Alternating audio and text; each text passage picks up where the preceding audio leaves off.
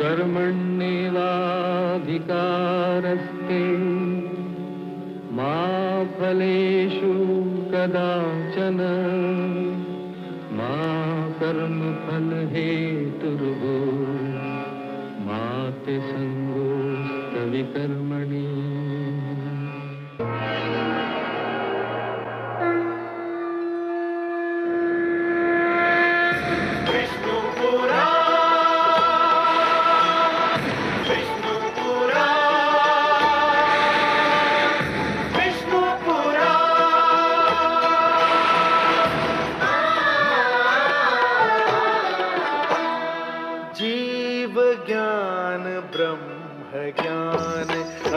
श्री विष्णु पुराण ओम की कथा महान।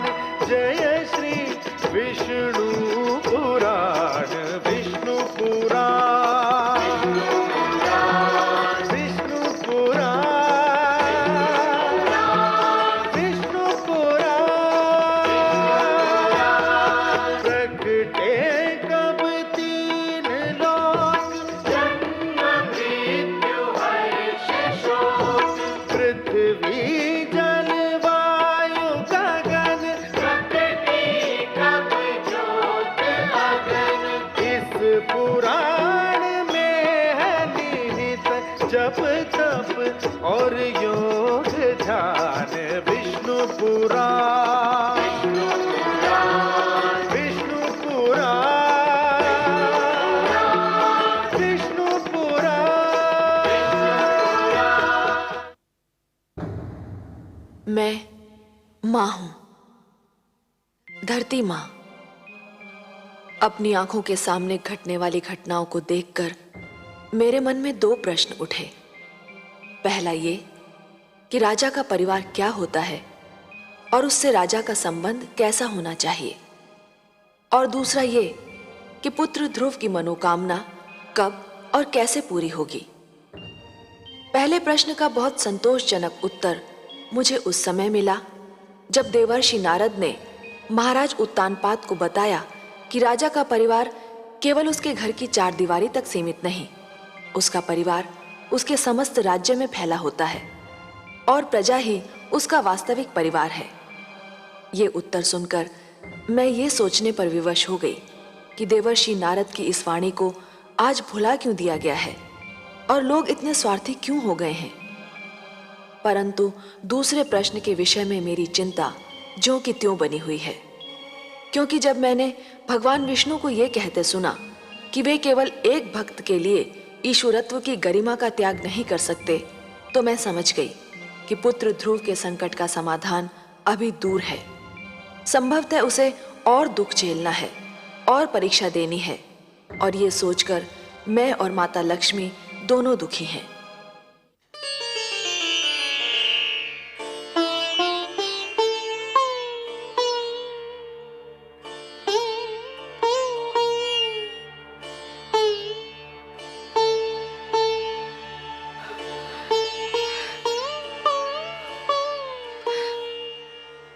हे करुणा सिंधु, हे प्रभु,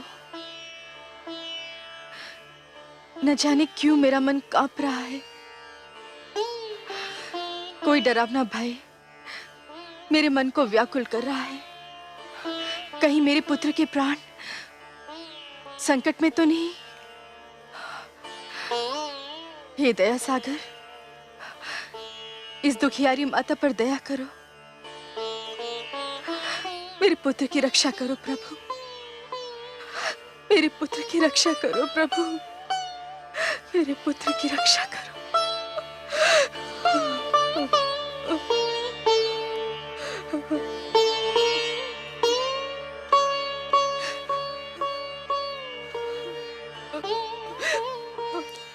मेरे पाप का दंड मेरे पुत्र को न देना परमेश्वर। उसे कुछ हो गया तो मैं जीते जी मर जाऊंगा।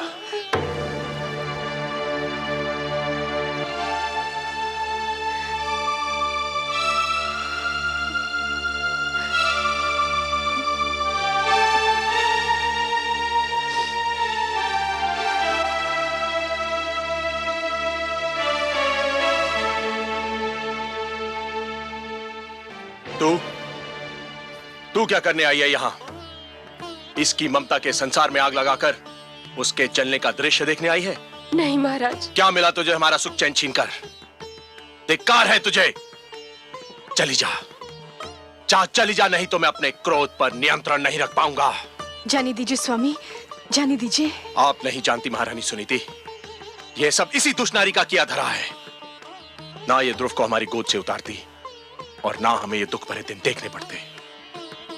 मैं कहता हूं चली जा, चली जा यहां से, कहीं मेरे हाथों से तेरी हत्या ना हो जाए। ऐसा मत कहिए स्वामी। सुरुचि को दोष देकर हम केवल अपने मन को बहला सकते हैं। ये तो नियति का खेल है। भाग्य में पुत्र वियोग लिखा था, सो मिलकर रहा। इसमें सुरुचि क्या करती? मैं नहीं मानता।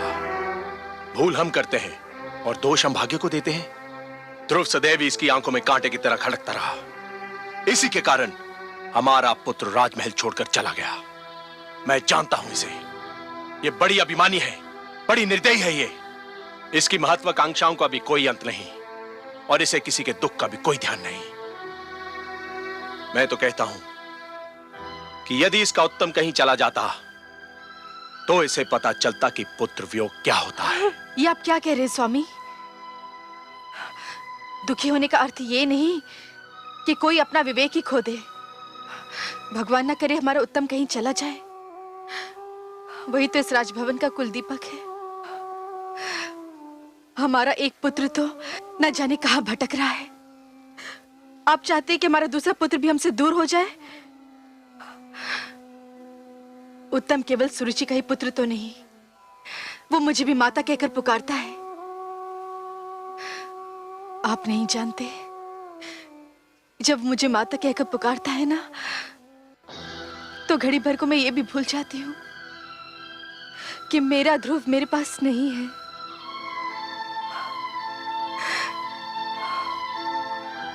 उत्तम के लिए कोई भी शब्द आप अपने मुंह से मत निकालिएगा।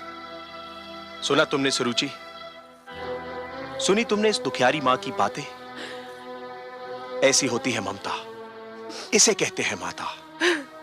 तुमने इसके पुत्र के विरुद्ध क्या कुछ नहीं किया, पर यह तुम्हारे पुत्र के विरुद्ध कुछ भी बुरा सुनने को तैयार नहीं है। तुम इसे दुख देकर कितनी प्रसन्न थी, और ये तो इस विचार से दुखी है कि कहीं तुम्हें कोई दुख ना पहुंचे। कितनी महान है ये, और तुम कितनी छोटी हो तुम। धिक्कार है तुम्हें सुरुचि, धिक्कार है तुम्हें। अग्निदेव, अग्निदेव, कहां हैं आप? अग्निदेव, अग्निदेव, शीघ्र आइए। मेरी योग्य सेवा देवेंद्र। रक्षिता का अभियान विफल हो गया। उस ढीठ बालक ध्रुव ने मंत्र का जाप नहीं बंद किया। उसकी तपस्या में कोई विघ्न नहीं आया। तो फिर अब आप क्या चाहते हैं देवराज? अब आप उस बालक के चारों ओर अग्नि का ऐसा घेरा डाल दीजिए कि वो भयभीत होकर मंत्र ही भूल जाए। जैसे भी हो उसे रोकिए। उसकी तपस्या भंग होनी चाहिए। आप निश्चिंत रहें देवराज।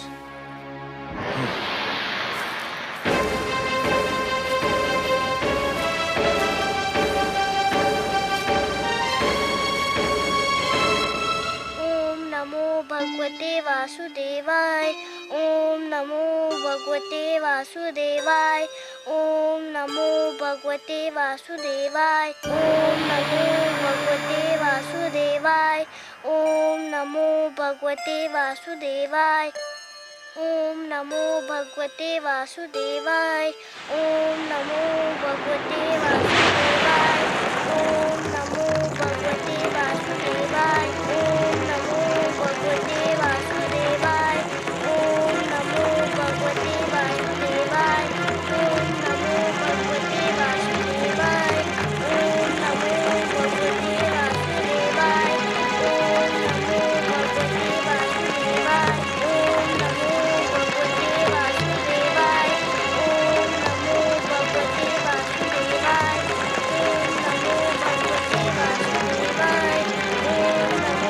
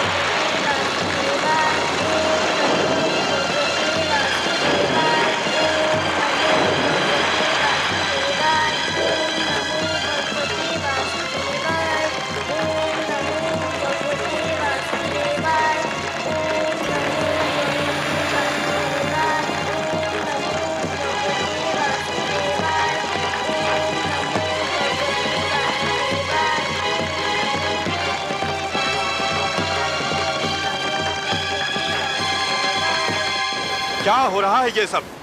बड़े बड़े शक्तिशाली बलवान दैत्य मेरी शक्ति का लोहा मान गए। बड़े बड़े दानव मुझसे टकराकर चूर चूर हो गए। पर ये छोटा सा बालक किसी के वश में नहीं आ रहा। आप तो बड़े प्रतापी हैं अग्निदेव। आप भी उस नन्हे बालक से हार कर चले आए। क्षमा करें देवराज, परंतु वह नन्हा सा बालक भगवान विष्णु के द्वादशाक्षर मंत्र का जाप कर रहा है। जाप कर रहा है तो क्या? आप तो जानते हैं देवराज, जो भी मन से भगवान विष्णु के द्वादशाक्षर मंत्र का जाप करे उसके शरीर में दैवी शक्ति उत्पन्न हो जाती है। और इस समय ध्रुव के शरीर में मुझसे भी अधिक ताप है। मेरी लपटें उसका कुछ नहीं बिगाड़ सकती। तो उसके और निकट क्यों नहीं गए? उसके सर्वथा निकट जाकर उसे भयभीत करना चाहिए था। असंभव था देवराज। यदि मैं उसके निकट जाता तो स्वयं भस्म हो जाता। और इस समय उसमें जो शक्ति है उसे कोई भी पराजित नहीं कर सकता। नारायण नारायण, आपने सत्य कहा अग्निदेव। ध्रुव के शरीर में जो शक्ति आ गई है उसे कोई भी पराजित नहीं कर सकता, क्योंकि उस शक्ति का नाम भक्ति है। अग्नि, जल, आंधी, झंझा, बाढ़, ऐसी कोई भी विपदा ध्रुव को डिगा नहीं सकती। एक बात कहूं देवराज? कहिए देवर्षि। बात क्या, एक छोटा सा परामर्श है आपके लिए। तो प्रदान कीजिए। अग्निदेव, ध्रुव के पास जो ज्वाला चक्र छोड़ आए हैं वह ध्रुव का तो कुछ नहीं बिगाड़ सकता। हां, वन के निर्दोष पशुओं को अवश्य क्षति पहुंचा सकता है। इसलिए यदि आप उचित समझें तो अपने इस क्रोध की अग्नि को शांत कर लें। आप ठीक कह रहे हैं देवर्षि। अग्निदेव, हमारी चिंता का विषय तो वह बालक ध्रुव है, जंगल के वे निर्दोष प्राणी नहीं। कृपया आप शीघ्र जाइए और जंगल में लगी ज्वाला को शांत कर दीजिए। जो आज्ञा देवराज।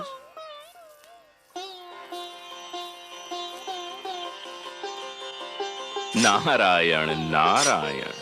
ओम नमो भगवते वासुदेवाय। ओम नमो भगवते वासुदेवाय। ओम नमो भगवते वासुदेवाय। ओम नमो भगवते वासुदेवाय। ओम नमो भगवते वासुदेवाय। ओम नमो भगवते वासुदेवाय। ओम नमो भगवते वासुदेवाय। ओम नमो भगवते वासुदेवाय। ओम नमो भगवते वासुदेवाय। ओम नमो भगवते वासुदेवाय। ओम नमो भगवते वासुदेवाय। ओम नमो भगवते वासुदेवाय। ओम नमो भगवते वासुदेवाय। ओम नमो भगवते वासुदेवाय। ओम नमो भगवते वासुदेवाय। ओम नमो भगवते वासुदेवाय। ओम नमो भगवते। ओम नमो भगवते वासुदेवाय।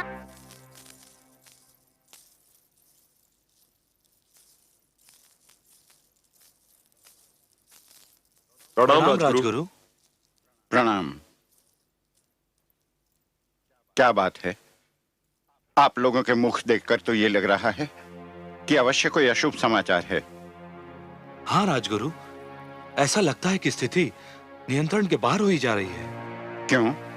समस्त राज्य में असंतोष फैला हुआ है। असंतोष? पर क्यों? प्रजा पर तो कोई अत्याचार नहीं हुआ है।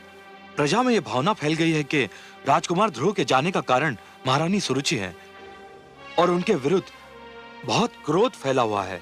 यदि प्रजा का यह क्रोध राजभवन की ओर मुड़ गया तो अराजकता फैल जाएगी। केवल आप ही महाराज को यह परामर्श दे सकते हैं कि वे प्रजा की भावना को शांत करने के लिए कोई उपाय करें। नहीं, महाराज इस स्थिति में नहीं कि वो कोई परामर्श दे सकें या ले सकें।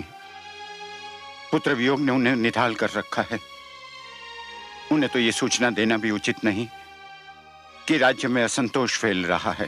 परंतु अब क्या किया जाए राजगुरु?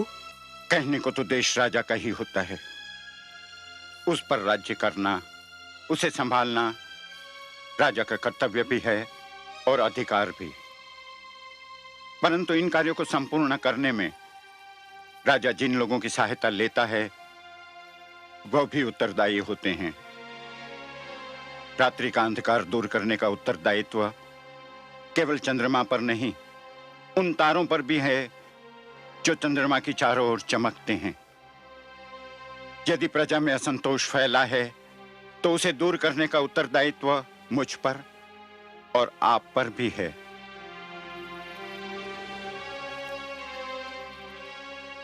अब प्रजा को समझाइए कि राजकुमार ध्रुव जिस अभियान पर निकले हैं, भगवान से विनती करे कि वो अभियान पूरा हो। ध्रुव का अभियान पूरा हो गया तो सब कुछ अपने आप ठीक हो जाएगा। जाइए और प्रजा को समझाइए कि राजभवन में बिखरे दुख को अपनी भावनाओं से और बढ़ावा न दे और ध्रुव की रक्षा और इच्छा पूर्ति की प्रार्थना करे। जो आज्ञा राजगुरु।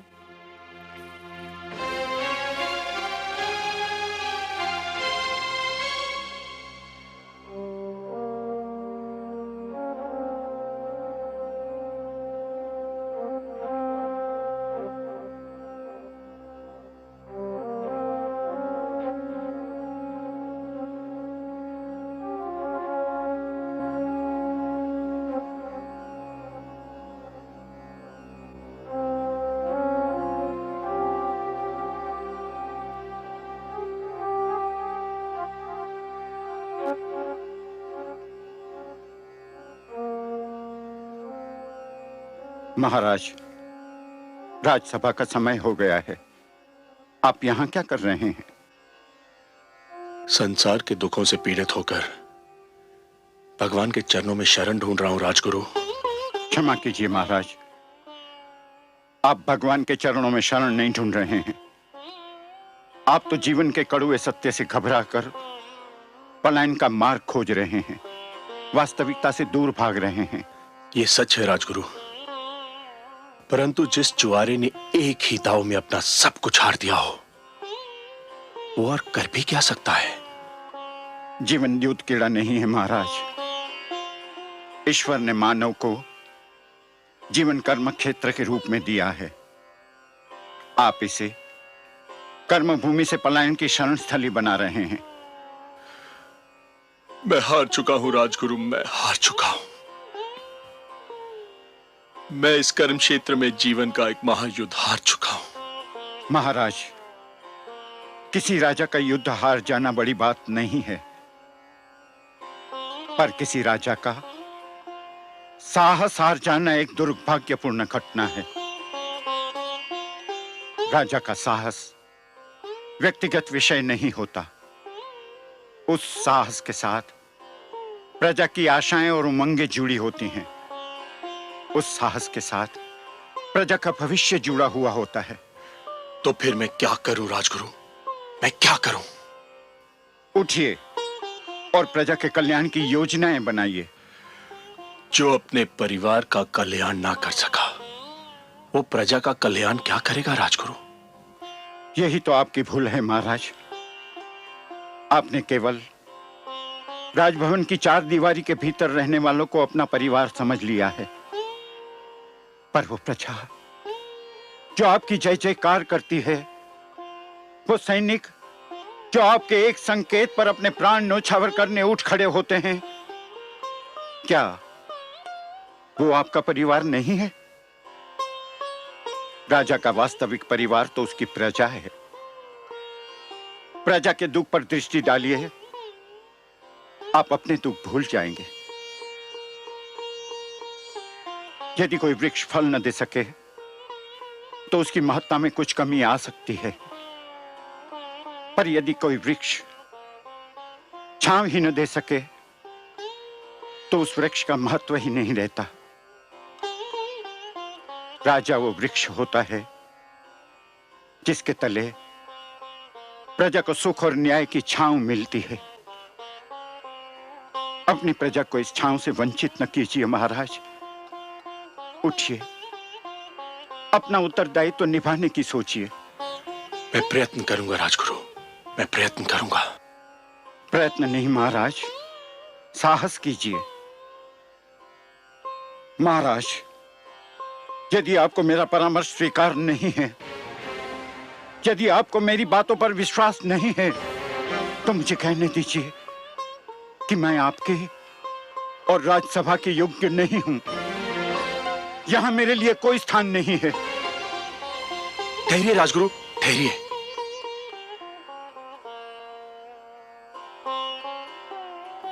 राजगुरु, मैं जीवन में बहुत कुछ खो चुका हूं।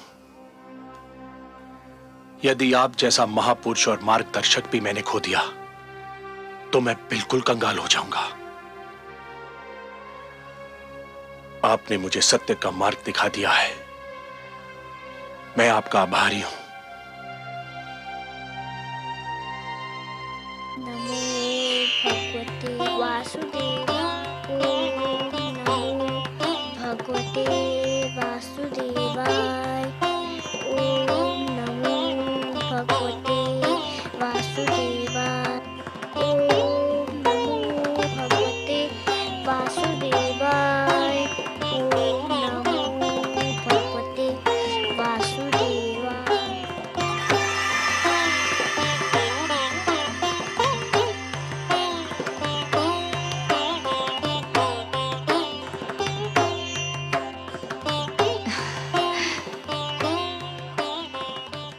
क्या हुआ स्वामी? हे कमल नयन, जब त्रिलोक में उजाला फैलता है, जब धरती पर वसंत झूमता है, जब कमल खिलते हैं, जब पुष्प अपनी सुगंध फैलाते हैं, मैं समझ जाती हूँ कि आप मुस्काए हैं। ये सारे दृश्य आपकी मुस्कान की ही छवि हैं। विधाता ने मुस्कान की रचना ही इसलिए की कि वो आपके अधरों की शोभा बढ़ाए। पर अभी अभी मैंने आपके अधरों पर जो मुस्कान देखी, उसमें एक विचित्र ज्योति, एक अद्भुत प्रकाश दिखाई दिया मुझे।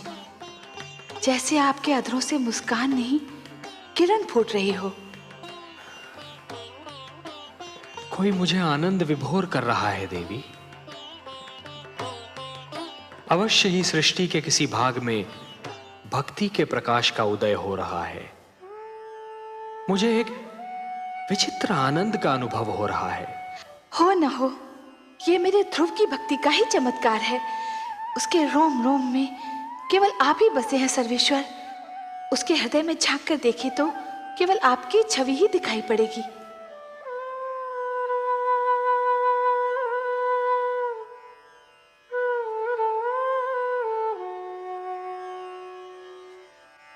ओम नमो भगवते वासुदेवाय। ओम नमो भगवते वासुदेवाय। ओम नमो भगवते वासुदेवाय। ओम नमो भगवते वासुदेवाय। ओम नमो भगवते वासुदेवाय। ओम नमो भगवते वासुदेवाय। ओम नमो भगवते वासुदेवाय। ओम नमो भगवते वासुदेवाय। ओम नमो भगवते वासुदेवाय। गुरुदेव, गुरुदेव, आप कहाँ हैं? नारायण नारायण। क्या है वत्स? मैं यही हूँ तुम्हारे निकट। क्या बात है? मुझे अभी अभी लगा जैसे भगवान विष्णु मेरे मन में आ गए हैं। मुझे लग रहा है जैसे भगवान विष्णु मेरे अंदर विराजमान है। अहो भाग्य, तब तो चमत्कार हो गया पुत्र। तुम्हारी तपस्या ने भगवान विष्णु का मन जीत लिया। मुझे तुम पर गर्व है। तुम धन्य हो पुत्र।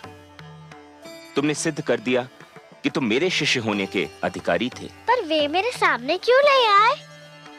उससे क्या अंतर पड़ता है पुत्र? जिसके मन में भगवान विष्णु रम गए हों, उसे और क्या चाहिए? उसका तो जन्म सफल हो गया। तो मेरी बात मानो, मंत्र के जाप को विराम दो, अन्न जल ग्रहण करो और अपने राजमहल लौटने की तैयारी करो। नहीं गुरुदेव, ना मैं मंत्र का जाप छोड़ूंगा, ना कुछ खाऊंगा, ना कुछ पीऊंगा, ना घर जाऊंगा। क्यों? अब और क्या पाने को शेष रह गया है? अभी तो भगवान विष्णु केवल मेरे मन में आए हैं। तो फिर और क्या चाहिए तुम्हें? मैं चाहता हूँ कि भगवान विष्णु मेरे सामने आए, मैं उन्हें देखना चाहता हूँ। किंतु क्यों? मैं उनसे बात करना चाहता हूँ, उनसे कुछ पूछना चाहता हूँ। तुम्हारी मांगे तो बढ़ती जा रही हैं पुत्र, और जैसे जैसे तुम्हारी मांगे बढ़ रही हैं, वैसे वैसे मेरी चिंता बढ़ती जा रही है। क्या पूछना चाहते हो तुम? मैं उनसे पूछना चाहता हूँ कि मुझे मेरे पिताश्री के गोद से क्यों उतारा गया? मुझ पर अन्याय होता देखकर मेरे पिताश्री क्यों चुप रहे? संसार में ऐसा अन्याय क्यों होता है? इसलिए भगवान को मेरे सामने आना ही होगा, नहीं तो मैं यूं ही भूखा प्यासा रहूंगा। सुनो पुत्र, तुम भाग्यशाली हो कि तुम्हें इतना कुछ मिल गया। भगवान विष्णु को प्रसन्न करके उनका मन जीतने वाले तुम पहले सबसे छोटी आयु के बालक हो। अब और हठ न करो। भगवान विष्णु तुम्हारे मन में रम गए हैं तो समझो तुमको मिल ही गए। नहीं गुरुदेव, मैं उनको अपने सामने लाकर ही रहूंगा। उसके लिए जो करना पड़ेगा पुत्र, वो तुमसे नहीं होगा। आप बताइए तो सही, मैं अपने भगवान को देखने के लिए कुछ भी कर सकता हूँ। परंतु उससे तुम्हारे प्राणों पर भी संकट आ सकता है पुत्र। मुझे अपने प्राणों की चिंता नहीं है, मुझे तो बस भगवान विष्णु को देखना है। आप बताइए मुझे क्या करना होगा? नारायण नारायण, न जाने कैसे हठी बालक से पाला पड़ा है। अब इसके बाल हट का मैं क्या करूं? मुझे बताइए ना मुझे क्या करना है। नहीं पुत्र, तुम नहीं कर पाओगे, बहुत कठिन कार्य है। मैं कर लूंगा, आप बताइए तो सही। अच्छा तो सुनो, यदि तुम अपनी इच्छा की पूर्ति चाहते हो तो तुम्हें अपनी श्वास को रोकना होगा। कैसे? सुनो पुत्र, एक बार ओम का उच्चारण करके पूरी शक्ति से अपनी श्वास को अंदर खींचकर मन ही मन ओम नमो भगवते वासुदेवाय का तब तक जाप करो जब तक स्वयं भगवान विष्णु तुम्हारे नेत्रों के सम्मुख साक्षात न आ खड़े हों।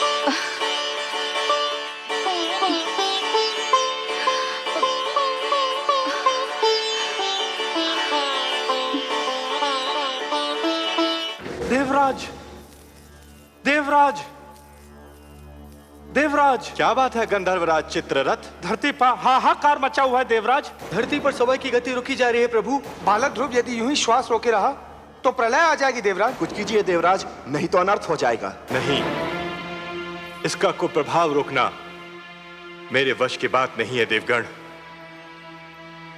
हमें ब्रह्मा जी के पास चलना चाहिए, अब वही इसका कोई उपाय बता सकते हैं।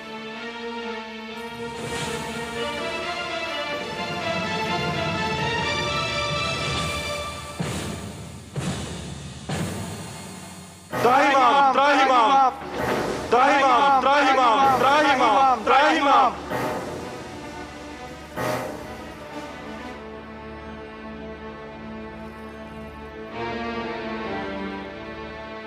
हे ब्रह्मदेव, कोई उपाय कीजिए, नहीं तो बालक ध्रुव के कारण अनर्थ हो जाएगा। उसने श्वास रोककर संसार की सारी गतिविधि ही रोक दी। यह स्थिति थोड़ी देर और रही तो संपूर्ण जगत का सर्वनाश हो जाएगा। जगत की रक्षा कीजिए भाग्य विधाता, मैं क्या कर सकता हूं देवराज? मैं अपनी सीमा लांघकर तो नहीं जा सकता। मैंने जगत की रचना कर दी, यही मेरी सीमा थी। जगत की रक्षा तो केवल वही विश्वाधार, पद्मनाभ, लक्ष्मीपति, करुणा सागर भगवान विष्णु ही कर सकते हैं।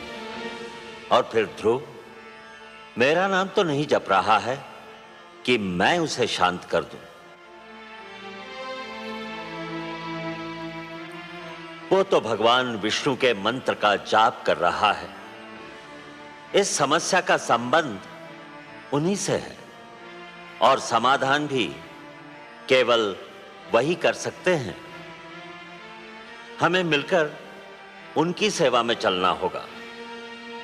संसार को इस संकट से वही उबार सकते हैं।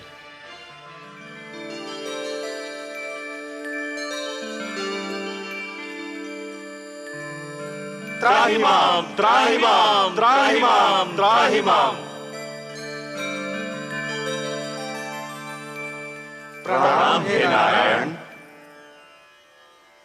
हे लक्ष्मीपति, हे गोविंद, हे सर्वेश्वर, आपको कोटि कोटि प्रणाम। प्रणाम।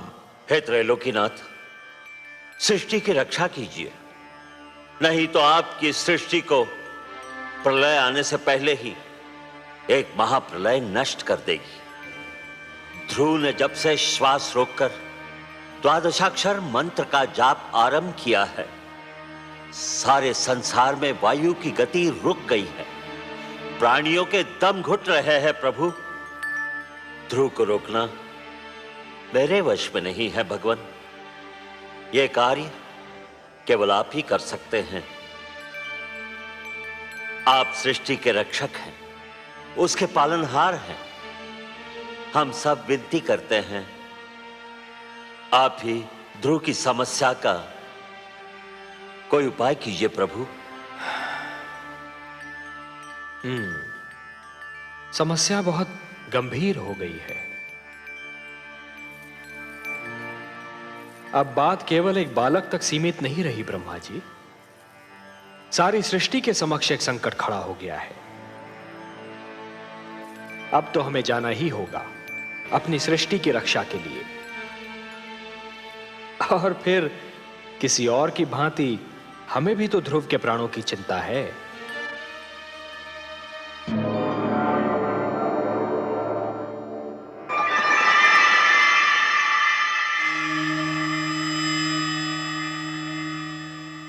वासुदेव, वासुदेव, आप कहाँ चले गए वासुदेव?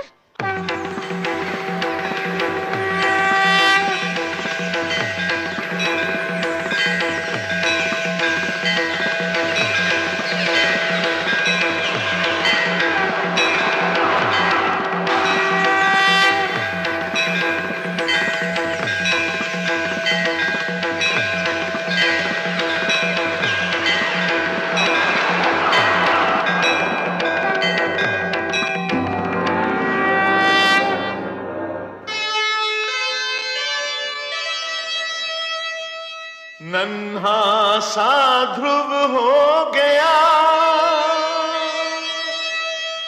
ऐसा भक्त महान, शक्ति दिखाई भक्ति ने, प्रगट हुए भगवान। वासुदेव, मैं कहीं नहीं गया वत्स ध्रुव। तुम मुझे अपने सम्मुख देखना चाहते थे ना? तो लो, देखो, मैं तुम्हारे नेत्रों के सामने उपस्थित हूं। तुम विजयी हुए पुत्र। तुमने मुझे जीत लिया। तुम्हारे जैसा तपस्वी न कभी हुआ है और न कभी होगा। तुमने सिद्ध कर दिया कि जीव ब्रह्म का ही एक अंश है और अपनी साधना से ब्रह्म को भी धरती पर ला सकता है। तुमने यह सिद्ध कर दिया वत्स कि सृष्टि की सबसे बड़ी शक्ति है भक्ति। वत्स ध्रुव, अब श्वास लेना आरंभ कर दो पुत्र। अब मैं कहीं नहीं जाऊंगा।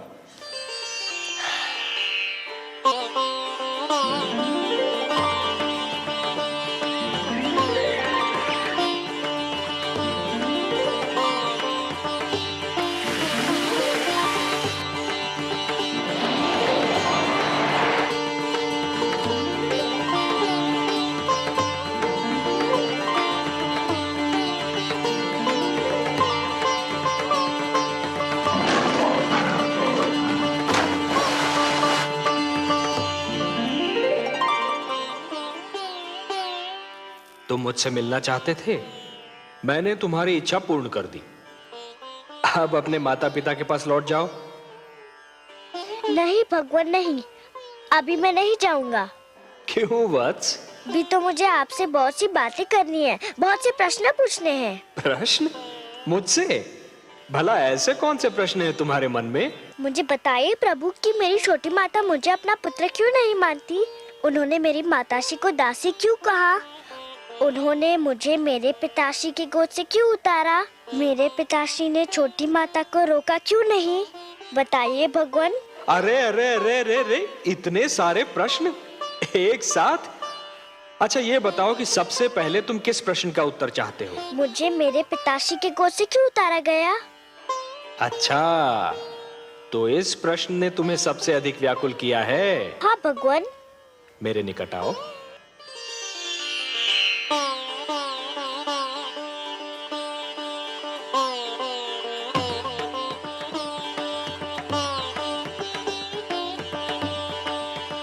और निकट आओ वत्स।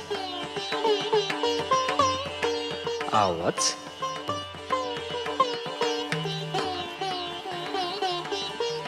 मेरी गोद में बैठ जाओ।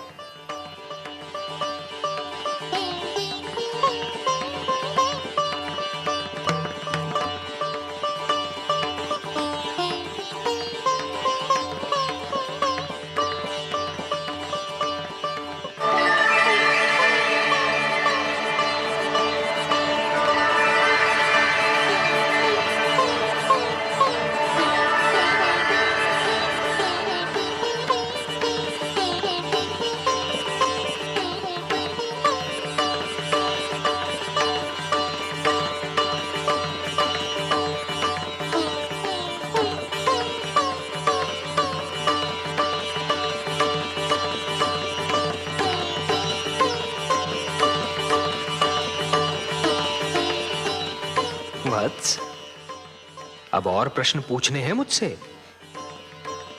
कुछ नहीं पूछना प्रभु, अब कुछ नहीं पूछना। अब तो मुझे हर प्रश्न का उत्तर मिल गया है। मेरे चारों ओर ज्ञान का प्रकाश फैला हुआ है। मैं वहाँ हूँ जहाँ केवल मैं हूँ और आप है। अच्छा वासुदेव। ओम पूर्णमदः पूर्णमिदं पूर्णमुदच्यते पूर्णस्य पूर्णमादाय पूर्णमेवावशिष्यते। अब ना कोई कामना है ना कोई इच्छा। आपकी गोद में आकर लगता है इसके सिवा हर वस्तु तुच्छ है। अब मुझे कुछ भी नहीं चाहिए। मुझे मेरा ठिकाना मिल गया, मेरा घर मिल गया।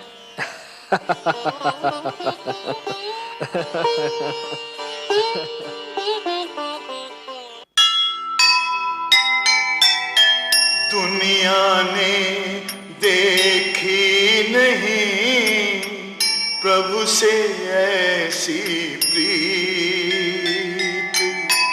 नन्हे बालक ने लिया वासुदेव को जीत। प्रश्नों के उत्तर मिले, सफल हुआ अभियान। सब कुछ उसने पा लिया जिसे मिले भगवान, जिसे मिले भगवान।